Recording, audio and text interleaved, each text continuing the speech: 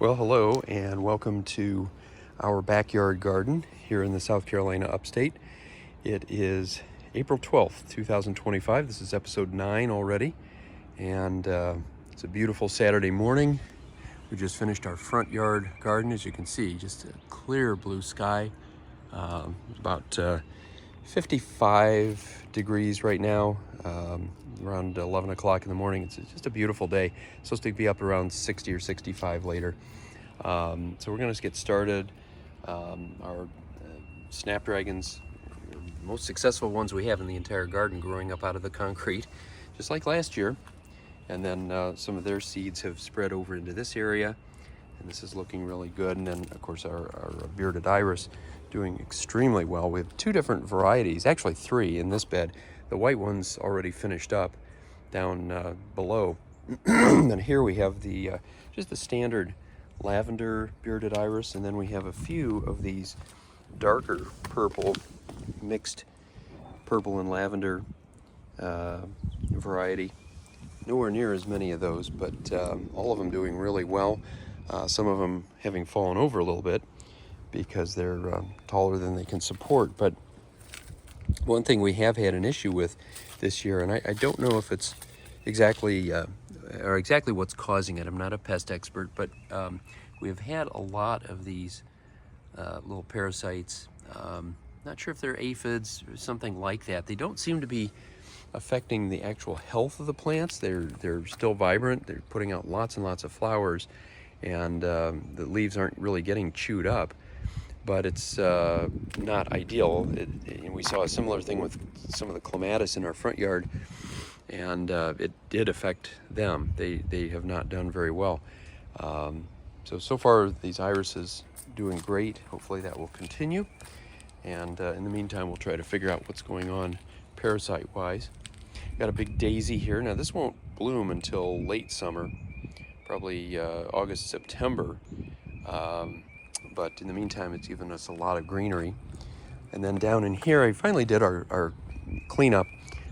This was just a kind of a wasteland of weeds and old cleome stalks from last year. Cleome should come up a little bit later in the year from seed. We should have a lot of seeds in this area, so we'll have a lot of those big pink flowers coming up about midsummer, and then really through the end of the year. So over here, this is primarily a spring garden. All of that is finished up. Daffodils long gone, hyacinths long gone. We do have a nice knockout rose here, bright yellow. Not quite open yet, but getting close. And then hydrangeas, we have 4 of those, working our way down. These will be big white ones as opposed to the ones in the front yard, which are blue and pink. And then as we come down, we have a lot of lilies, further coming up from bulbs, and quite a few of these digitalis. Now these have spread nicely, and we're finally starting to get some flower stalks this week, so we should have some color before too long. But we put in maybe half a dozen of these, and they have really spread out through all their seed pods, and so I'm hoping we'll get a lot of color there coming up before too long. Got more lilies in here, and in the back we have a form of viburnum, shrub arbusto as it's called. It's getting some of its little buds on it. It'll have little tiny white flowers that turn into little tiny blue berries later on. And we've got some clematis here starting to come out, and more lilies. Got a couple of butterfly bushes here.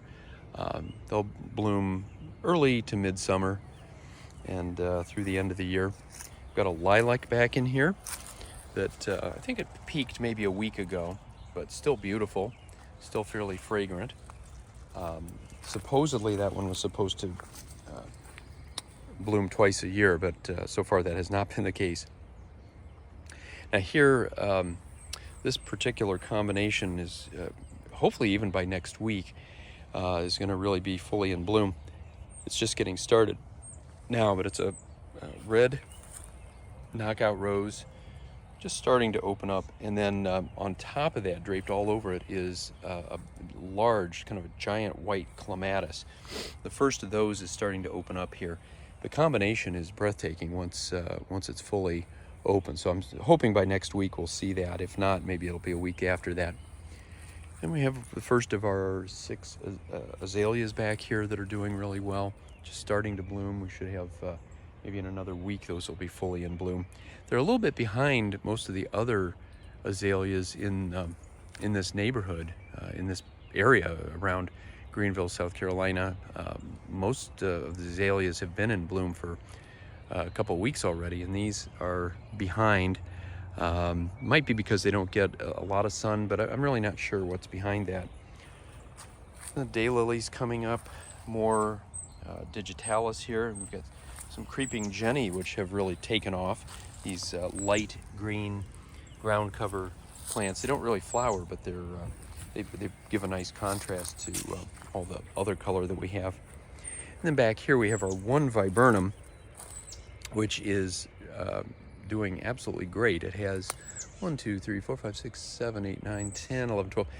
It has about 12 of these giant flowers on it, and that's about as many as we have for the 4 or 5 that we have up in the front yard. So not sure why this one is doing so much better. My theory has been that the ones in the front were having trouble because of the cold winter, but I honestly don't know. Here we have a stilbe doing really well. These will flower in another month or 2. Nice woodland flower. Here we've got lamb's ear, mostly ground cover, but they do have some little flowers that come up midsummer. And then our camellia here, it's finally finished. We have a couple others I think may still have some flowers on them further ahead. More stilbe here, more azaleas. Need to do some cleanup back in here. We've got a lot of leaves that we've left for basically for compost, but this area does need some help.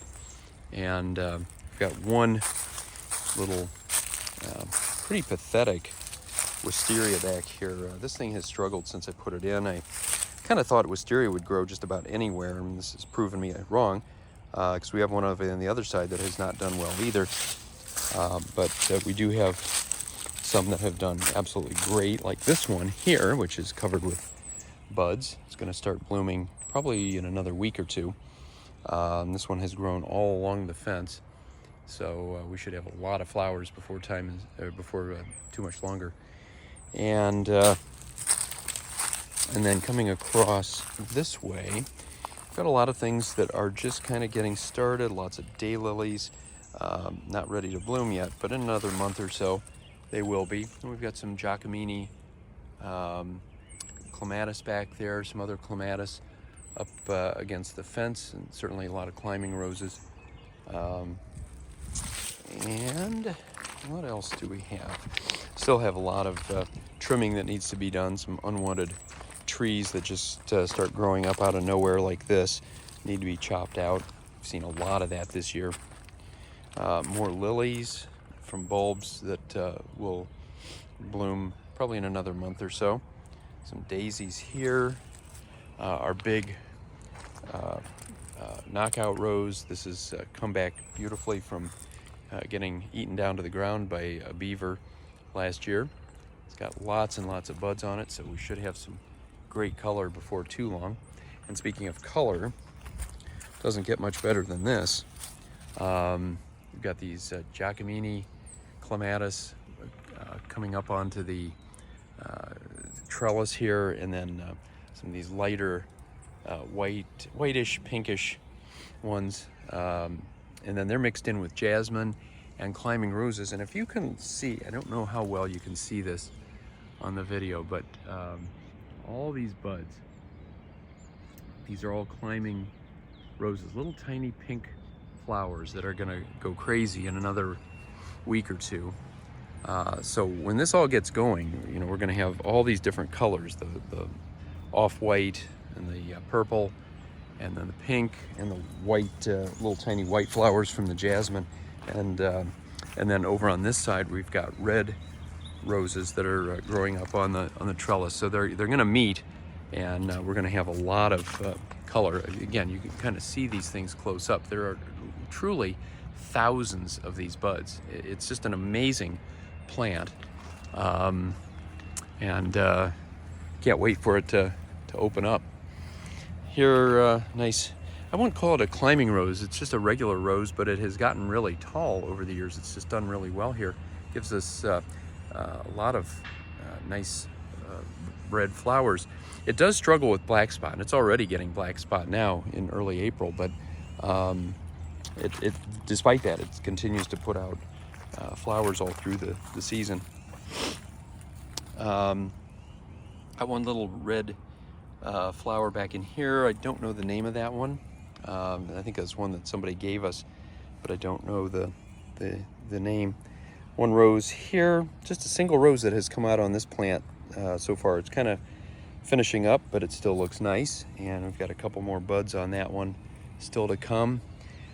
We've done some thinning out here because the jasmine just has a tendency to take over if you let it.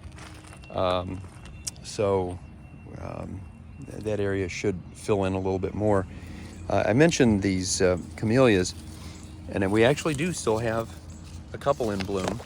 This is typically a late January, early February flower, and here it is early April. This is the best that they have ever done. I think they were delayed by the cold weather, but I'm not sure if that's the whole picture or not. Big one single butterfly bush here. Probably needs to be chopped back a little bit. It's kind of excessive, although it is doing well, and it put out a lot of flowers last year. Another one of these climbing pink roses. Again, just hundreds and hundreds of these buds just getting ready to pop soon. Then this area over in here is kind of a lost area. We had a trampoline there for several years for our daughters, and we took that out last year, put in some plants, and we just need to get back in here and get some more things in this spring. It's been taken over by weeds, so it needs a lot of work. But towards the back of this area, this is stuff that we've put in years ago. These clematis doing very well up on the fence, and over in here, hard to see, especially with the shadows, but a huge clematis that's growing up above the fence actually, and up onto our weeping cherry tree, and this thing is covered with buds, so we're going to have a lot of color from that before too long. Big group of irises here, looking very nice.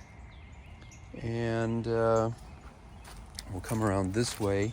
Oh, some more clematis over here on the fence.